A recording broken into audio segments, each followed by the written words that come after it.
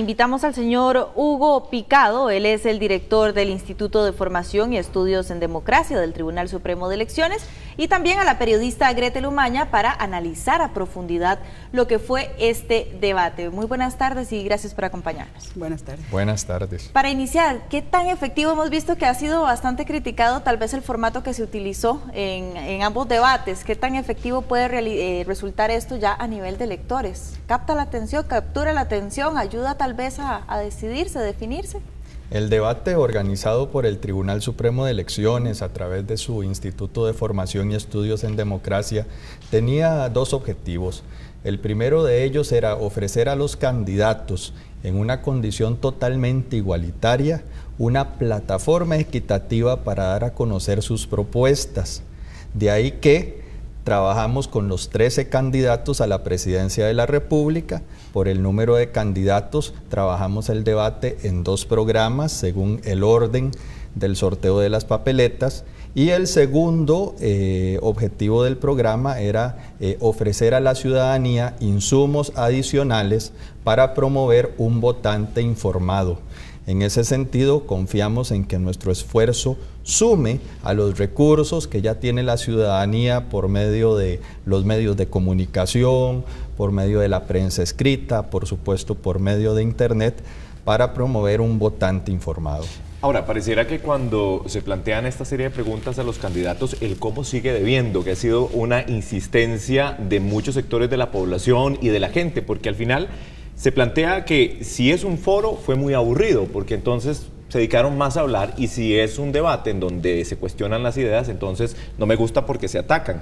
¿Cuál es la experiencia que queda del IFET en esta organización de este debate en particular que ha tomado tanta relevancia por la integración en redes sociales? Sí, nosotros entendemos que este es un producto que se integra con otros que hemos venido trabajando. Durante los meses de noviembre y diciembre realizamos en vivo, y que se transmitió por streaming y está disponible en la web del Tribunal Supremo de Elecciones, entrevistas a profundidad con cada uno de los candidatos a la presidencia. En ese momento cada candidato tuvo hasta 1 hora, como mínimo 1 hora, para exponer sus posiciones. Esos son entrevistas más a profundidad, con más detalle, que han sido inclusive transcritas y están disponibles en nuestra web institucional. Hemos provisto además una serie de recursos por medio de la página web del tribunal para que la ciudadana, el ciudadano activo, se informe. Y este formato televisivo que presentamos en estos 2 días, lo que pretendía era abrirle el menú al costarricense de la realidad de que contamos con 13 candidatos a la presidencia. Detrás de cada uno de esos nombres, detrás de cada una de esas caras, hay cientos y miles de costarricenses apoyando esas candidaturas, esos partidos políticos. Y bueno, a un mes exacto de las elecciones, a 4 semanas, es importante que el costarricense mire todo el menú y se disponga a analizar críticamente cada una de las opciones. Gretel, y ahora le reitero a usted la pregunta, ¿es efectivo este tipo de formato en un debate presidencial ya a menos de un mes de que tengamos que ir a las urnas a elegir a nuestro próximo mandatario? Vamos a ver, la experiencia a nivel mundial en debates con tantos candidatos nos dice que no son decisivos para la hora de tomar una decisión. Fundamentalmente los debates sirven para los que están ya matriculados, para reafianzar los conceptos que tienen en favor o en contra de otro candidato. Pero para esa volatilidad del voto en tanta gente, está científicamente probado que sirve poco para efecto de una definición de voto. Lo que yo creo que pasó en estos 2 días, me parece que también partimos de un error conceptual. Tendemos a creer que un debate, y lo es así, que es una confrontación, es una comparación, es una polémica, exactamente. Y eso no fue lo que ocurrió en ninguno de los dos. Y me parece que no es solo por causa del formato, porque en todo caso, bueno, el tribunal se decanta por esa mecánica. Hay muchos que hubiésemos preferido probablemente otra. O sea, es imposible hacer un debate con más de 3 personas, es materialmente imposible para lograr esa confrontación. Entonces hay una debilidad, digamos, desde ese punto de vista, pero también lo hay en la formulación de las preguntas. Tengo entendido que en esa formulación les ayudó la gente del programa del Estado para Estado de la Nación, la gente de Flaxo. Entonces yo hubiera preferido, por ejemplo, si ya en las mismas plataformas del Tribunal Supremo de Elecciones están las propuestas a nivel de programa de gobierno de los candidatos, pues que esas preguntas nos hubieran llevado a confrontar precisamente esa propuesta con respecto a la realidad que determina el Estado de la Nación. Pero es materialmente imposible que usted en 30 segundos desarrolle un programa de gobierno. Y las preguntas tampoco fueron, digamos, lo más acertados desde el punto de vista para generar esa posibilidad de que el costarricense más fácilmente pueda haber algún grado de comparación. Ahora, si no es por la interacción de los mismos candidatos, el humor que hubo ayer, por ejemplo, no fue algo que vimos en la primera parte del debate como tal, pero volviendo al tema de las preguntas, que eso no hubo, es algo que de repente uno también se pone a pensar. ¿Hubo una revisión de parte del tribunal de entender realmente las propuestas de gobierno para la hora de plantear esas preguntas? ¿Se pudiera diferenciar cuáles son las propuestas de cada uno de los candidatos? Porque al final terminando siendo muy genérico y obviamente es un show televisivo también. ¿Cómo balancean ustedes ese tema, el tema de esas preguntas? Y además, perdón, para terciar aquí un poquito, también un poco el tema de, que igual si estaba planteado así, pues sí, así se planteó. Pero aquí estamos un poco en una mesa de análisis para que incluso al tribunal le pueda servir como experiencia, y es el papel de los moderadores. Así es. O sea, estuvieron como moderadores, pero no intervinieron. Imagínense que hubo preguntas que se lanzaron, que estaban hechas, y los candidatos no contestaron esas preguntas, y no hubo quien le dijera que no estaban contestando. Y los tiempos también fue un poco difícil con los tiempos. Es un poco complicado, ¿verdad? Y ahí me parece que sí falta un poco de curiosidad. ¿Cómo resolver eso, don Hugo? Obviamente no vamos a hablar también de lo que ya se hizo, porque ya evidentemente pasó, pero de aquí en adelante, ¿cómo solucionarlo? Sí, es imposible quedarle bien a todo mundo. Nosotros hemos recibido algunas críticas y también muchas felicitaciones. Hay gente a la que le gustó mucho el formato. Debemos entender una cosa, como Instituto de Formación y Estudios en Democracia del Tribunal Supremo de Elecciones, nosotros no podemos hacer un debate con 2 o 3 candidatos. Eso permitiría un juego mucho más grande.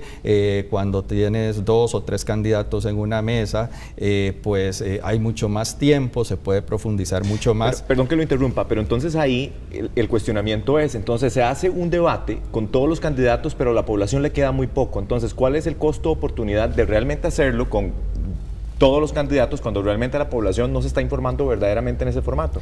A la población le queda muchísimo, porque tiene la oportunidad de ver por una ocasión a un mes de las elecciones todo el menú que existe, y no aquel menú que seleccionen algunos medios que trabajan con 2, con 3, con 4, con 5 candidatos, dependiendo de algo tan volátil como las encuestas. Hay 13 candidatos a la presidencia de la República, los presentamos a la ciudadanía. Quien quiera profundizar puede acudir a los medios de comunicación, a la prensa escrita. Creo que nuestro esfuerzo suma a un esfuerzo que no puede ser de un Instituto de Formación y Estudios en Democracia ni del tribunal, de toda una sociedad, por crear un votante informado. Hay muchos insumos para informarse. Nosotros además, cualquier ciudadano que quiera profundizar sobre el pensamiento de cualquiera de los candidatos, de los 13 candidatos que vieron en estos días, pueden entrar a nuestra página web y consultar la entrevista, el programa de radio que con ese candidato realizamos en noviembre y en diciembre, donde durante 1 hora o 2 tuvimos a 2 candidatos sentados en una mesa discutiendo. Entonces la idea con nuestro formato es novedoso, es diferente, sí, pero creo que es un formato que suma a todos los esfuerzos que está haciendo la sociedad, medios de comunicación y ciudadanía por informarse. Creo que aquí, digamos, una manera de haber podido resolver eso es haber hecho más encuentros.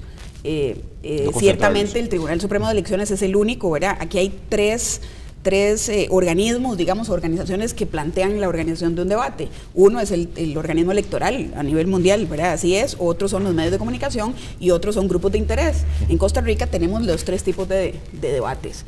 Hay cámaras empresariales que organizan sus propios debates, medios de comunicación que tienen los propios, y el tribunal que hace este esfuerzo. Bueno, yo le pediría al tribunal quizás que revise la posibilidad de que para las próximas elecciones, ante esa cantidad, porque es el único que está obligado por la Sala Constitucional a que tenga a todos los candidatos, pero no le dice la Sala Constitucional que los tiene que tener en un mismo momento.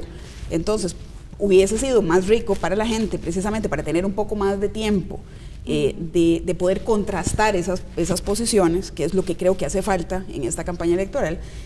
Una manera de incentivar el voto es hacerlo así, y haber partido más, y no haber hecho 2, sino haber hecho 3, 4, o los que fueran necesarios en ese sentido. Y profundizar un tema, sobre todo en el tema de las preguntas, ¿verdad? Hubo mucha crítica, sobre todo por la última pregunta final del primer debate, ¿verdad? Mucha gente la catalogó demasiado genérica, y ciertamente lo era. Entonces también hay maneras a nivel de formulación del tema. Incluso también hubo críticas por la forma, ¿verdad? Un debate en televisión, eso es un show mediático, y como tal tienen que tomarse en cuenta una serie de elementos, ¿verdad? La luz, el sonido, hay una serie de elementos ahí de comunicación que juegan, y eso también vale. Y también para los propios partidos, ¿verdad? Claro. Porque tampoco ¿verdad? No es solo un asunto del tribunal. Ayer los candidatos y antier perdieron la oportunidad también de esa confrontación de ideas, con el pequeño chance que les dieron de hacerse preguntas entre ellos. Y vuelvo a lo mismo, en 60 segundos es prácticamente imposible hacer un debate. Siendo así, viéndose como se dio, entonces volveríamos al punto inicial. ¿Son decisivos entonces en este caso este tipo de debates con ese formato? Yo creo que no. Digamos, cumplen su papel, como decía don Hugo ahora, digamos, cumple el tribunal su papel en el sentido de informar a la ciudadanía y que los costarricenses puedan ver 1, 2, 3 cosas. Le sirve más a los que están bajo el anonimato o a los que no son tomados en cuenta porque van abajo en las encuestas o por razones de lo que fuera, que los medios de comunicación no diariamente nos dan información sobre ellos. Desde ese punto de vista gana alguien como Sergio Mena, gana alguien como Héctor Monestel, a quienes no lo vemos periódicamente en eso. Y si no fuera por el esfuerzo que hace el Tribunal Supremo de Elecciones, pues difícilmente ellos se visibilizarían desde un punto de vista. Pero me parece que el impacto que tiene a la hora de la decisión de voto es poca. Se nos acaba el tiempo, pero sí quiero una reflexión con respecto al desempeño de los candidatos, porque esa es otra historia también. En un formato de televisión cuenta hasta el último detalle, y pareciera que los partidos políticos no terminan de entender exactamente qué es hacer un debate televisivo, Gretel.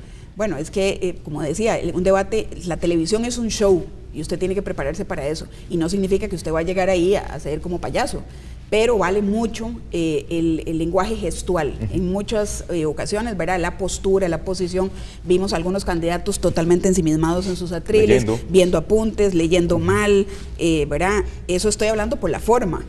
Otros candidatos que estaban demasiado impetuosos, entonces moviéndose mucho, eso también da una muestra de algún grado de inseguridad, o de que cuando están acorralados, digamos, tienen una maximización gestual, puede ser un tema de desconfianza. En fin, son una serie de elementos que también juegan en los comandos de estrategia de comunicación política de cada uno de los partidos, que tiene que ver cómo manejarlos. Yo sí me quiero unir también al tema de la información adicional que como ciudadanos tenemos que buscar. Esto es apenas una parte de todo lo que tenemos que encontrar, y los datos están ahí, los planes de gobierno están ahí. En la medida que la gente se informe, también vamos a poder hacer o elegir a una persona totalmente responsable. Es cuestión de interés. Correcto. Porque nos perjudica, nos beneficia a todos. Así es. Gracias, Gretel. Gracias, don Hugo, también por acompañarnos a analizar hoy en la tarde este tema. Hacemos una pausa comercial y ya volvemos.